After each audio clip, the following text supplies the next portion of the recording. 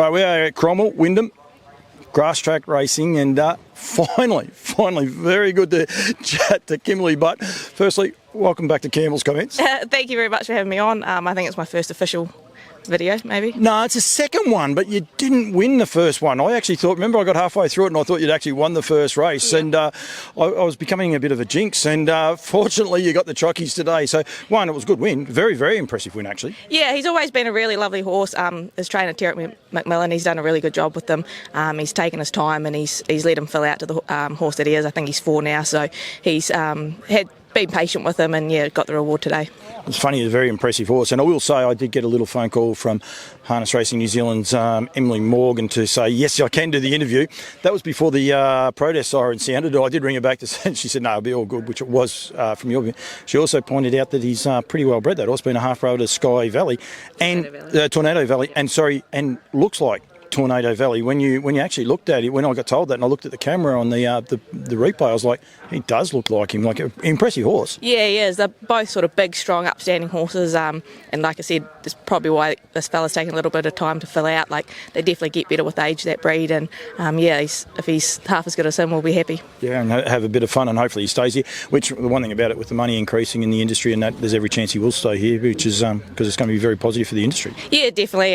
If he wants to buy, I'm sure they can ring Terry and have a chat, but it would be great to keep him. Like you say, New Zealand racing seems to be taking leaps in the right direction all the time, and the stakes have definitely got better, and the opportunities for horses are slowly getting better as we figure out the rating system. Like, it's definitely still not perfect and there's tweaks that need to be done along the way, but everything lately seems to be positive, and the feel you get from participants and that seems to be heading in the right direction.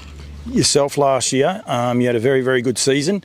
What was it called? The Pillow Gate? Was it called Pillow Gate or the Pillow Contest? Matt Markham came up with an idea. Yourself and Johnny. Battle of the Pillows. Battle of the Pillows. That was it. And you came up with and you actually came out on top by one win, I believe. No, Johnny did he? Yep. I interviewed him earlier. I didn't bring that up either. But you've had a good season, and I did notice early on.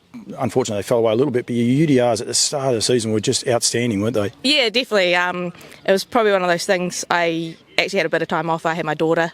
She's now 2, so it was sort of a slow build up again. And I can't thank Brent and Tim White enough for the opportunities they've given me. They were the job that I went to after maternity leave, and the opportunities I got from them was just unreal. I think other than my last season as a junior, it was definitely the most wins and drives I'd had my whole career. So I definitely owe a lot to them and everyone else that supported me along the way. I say it a lot. I fortunately met him, must have been Trotting Cup week this time, and I think I've met him a couple of times before that, but officially, like getting to know them, and then when Graham Dwyer was standing, outstanding guys. They both are dad, the son, Group 1 winning trainers now in their own right too, which is terrific for them as well. They're just great people, aren't they? Absolutely, and they deserve every little bit of success they do. They worked hard all their lives. They've had different jobs over the years, both of them, haven't always done the horses, and they've just slowly chipped away, and then Whitey brought Tim on board officially a couple of years ago now, and the team's just flown ever since. And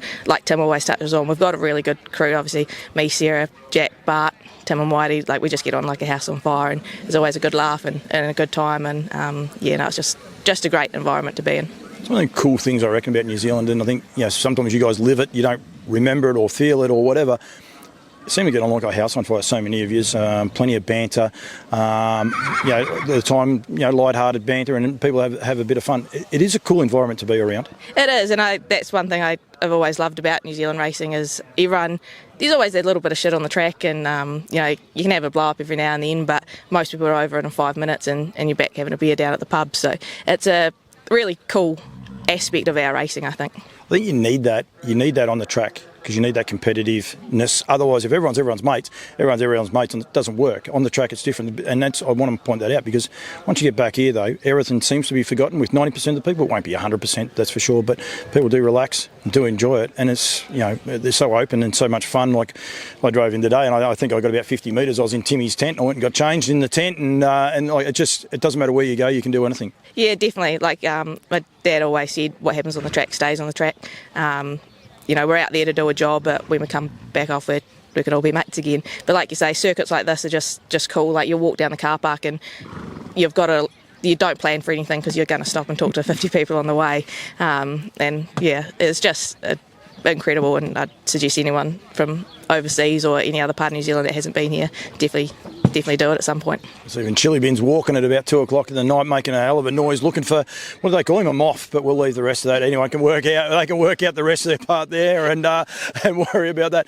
These 3 days, and I don't know how to best, I just said to Clark Barron there before, it's 3 days or 5 days and 3 race meetings, whichever way you want to do.